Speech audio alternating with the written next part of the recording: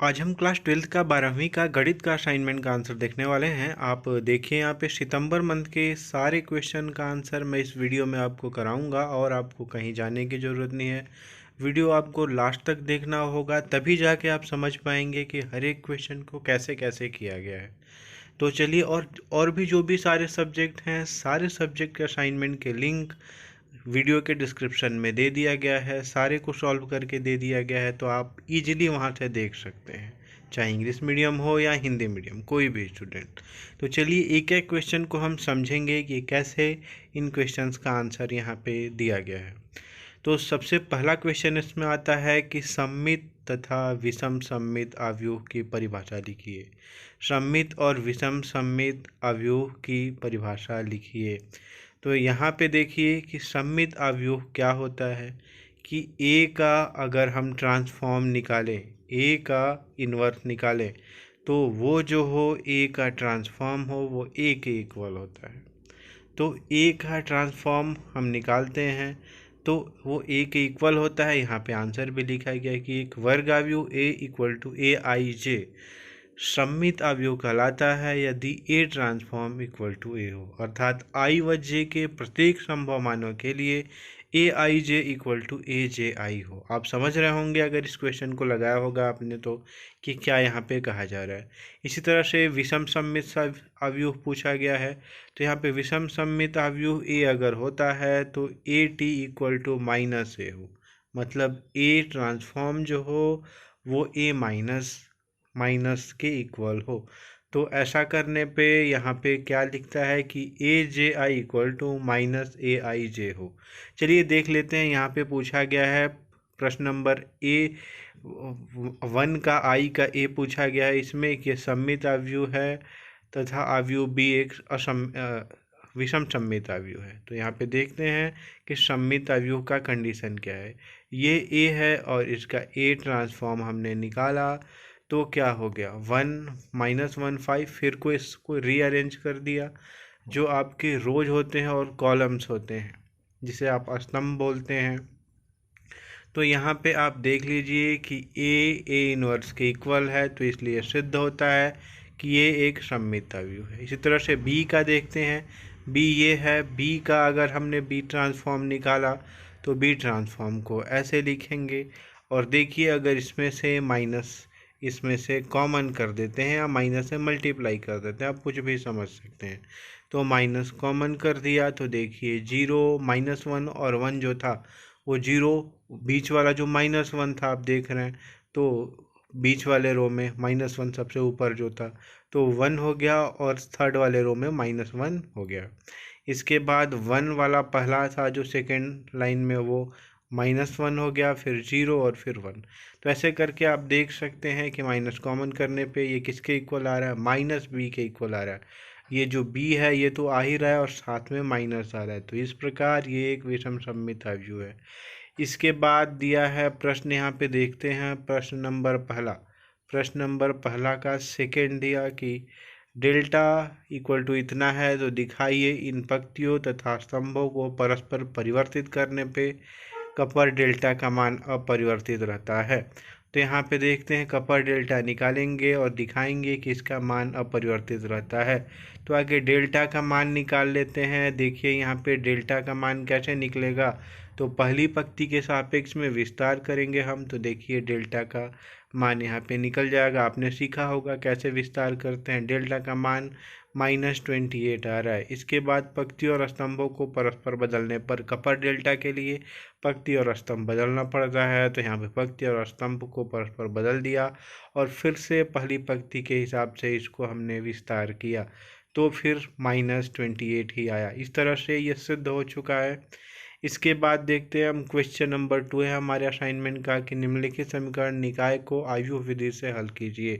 तो यहाँ पे आव्यूह विधि लगाना है और आव्यूह विधि में ए एक्स इक्वल टू बी के फॉर्मूले से इसको आव्यूह के रूप में हम लिखते हैं। और जैसे ही आव्यूह के फॉर्म में लिखते हैं तो एक्स का वैल्यू कितना आ जाता है, ए इनवर्स बी। यहाँ से ए इनवर्स ज्ञात करने के लिए एडजेसेंट ए ज्ञात करना होगा, ये हम सभी जानते हैं। तो ए के अवयव सहखंड हैं, यहाँ पे हम सहखंड निकाल लेंगे, कोफिशिएंट ऑफ ए निकाल लेंगे, तो कोफिशिएंट पहला 1 निकालेंगे तो ये -1 हो जाएगा, 1 2 निकालेंगे -8, ऐसे ही सब का निकाल देंगे। अब जैसे ही हमने सहखंड निकाल लिया, इसके बाद एडजेसेंट ए को हमने फाइंड आउट कर लिया और फिर ए मॉड हमने यहाँ पे कैलकुलेट कर लिया जो कि 0 के इक्वल नहीं है। तो ए इन्वर्स हमने यहाँ पे निकाला और ए इन्वर्स के लिए आप जानते हैं कैसे निकालना होता है यहाँ से। और ये जितनी भी वैल्यूज आई इनको दो अवयवों का समान उत्तर, यहाँ पे हमने इसको कंपेयर कर दिया है एक्स वाई और जेड से, तो ऐसे एक्स वाई और जेड की वैल्यू मिल गई। तो आप देख रहे हैं यहाँ पे तीसरा नंबर क्वेश्चन है सहखंडज ज्ञात कीजिए तथा सत्यापित कीजिए। तो सहखंडज ज्ञात करना बहुत ही आसान है। आप देखिए यहाँ पे सहखंडज यहाँ पे दिखाया गया है, सहखंडज ज्ञात किया गया है। तो आप देख सकते हैं एडजेसेंट ए हमने निकाला है A11, A12, A21 और A22 से, और यहाँ पे एडजेसेंट आ गया। अब ए एडजेसेंट ए दोनों को मल्टीप्लाई कर दिया तो आप देख रहे हैं कितना आ रहा है। तो यहाँ पे ऐसे करने पे इसकी वैल्यू 0 आ रही है। अगर ए मॉड भी निकाल रहे हैं तो भी इसकी वैल्यू 0 आ रही है, और ए आई निकाल रहे हैं तो भी 0 आ गई। तो जितनी भी वैल्यू आगे देखिए, ए एडजेसेंट ए निकाला वो भी 0 के बराबर आई, फिर इसके बाद ए एडजेसेंट ए इंटू ए निकाला वो भी 0 आई, और फिर अब ए आई भी 0 आ गया। तो इस तरह यही सिद्ध हो गया। इसके बाद आता है चौथा नंबर क्वेश्चन, सारणी को के गुणधर्मों का प्रयोग करके सिद्ध कीजिए। सारणी का गुणधर्म लगाना है और सिद्ध करना है। तो यहाँ पे कैसे सिद्ध किया गया है देखिए आप, कि माना A2 + 1, यहाँ पे ये क्वेश्चन हमारा दिया गया। यहाँ पे संक्रियाओं A × C1 + B × C2 तथा C × C3 से हमने इसको सॉल्व किया। तो ABC/ABC लाने पे आप देख रहे हैं ये सॉल्व होके, और आप समझ सकते हैं अगर आपने इस प्रश्न को लगाया होगा, बनाया होगा तो। इसके बाद यहाँ पे देखिए संक्रियाएं R2 से R2 - R1 कर दिया, R3 से R3 - R1, ये फॉर्मूला होता है, ये एक प्रक्रिया होती है। तो आप देखेंगे इसको तब समझेंगे अच्छे से। इसके बाद टोटल हमारा ये आया, और यही हमको सिद्ध करना था, क्वेश्चन में यही बोला था। इसके बाद आता है क्वेश्चन नंबर 5, जिसमें सारणी के अवयवों के उपसारणी और सहखंड ज्ञात कीजिए। तो यहाँ पे और सत्यापित भी करना है। तो देखिए थोड़ा सा ये क्वेश्चन इंग्लिश में है, तो देखिए यहाँ पे जो लिखा गया है माइनर्स एंड कोफैक्टर्स हमको निकालना है। अब जो एलिमेंट्स हैं उनके माइनर्स और कोफैक्टर्स, जैसे उपसारणी और सहखंड, तो माइनर्स हो गए हमारे उपसारणी, और सहखंड जो हो गए वो कोफैक्टर्स हो गए। तो यहाँ पे first finding minors and cofactors, पहले उपसारणी और हमको सहखंड निकालना है। आप हिंदी में लिखेंगे अगर हिंदी मीडियम के हैं तो उपसारणी और माइनर्स निकालने के लिए पहले माइनर हमको निकालना है किसका, A11 का, मतलब उपसारणी निकालना है हमको A11 का। तो A11 का उपसारणी हम लिखेंगे यहाँ पे, और M11 दिखा देंगे और ये निकाल देंगे। इसी तरह से उपसारणी A12 का, और यहाँ पे ये दिखा देंगे।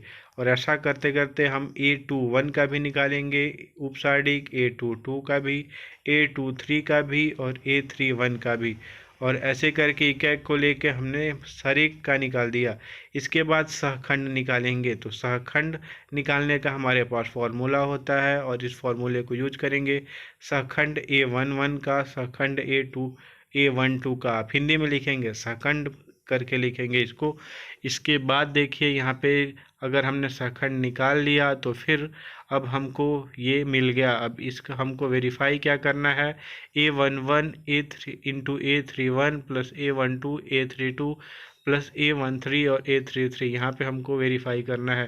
तो सबसे पहले हम लेफ्ट हैंड साइड को लेंगे, और यहाँ पे हमने निकाला हुआ है जो वैल्यू वो ये है।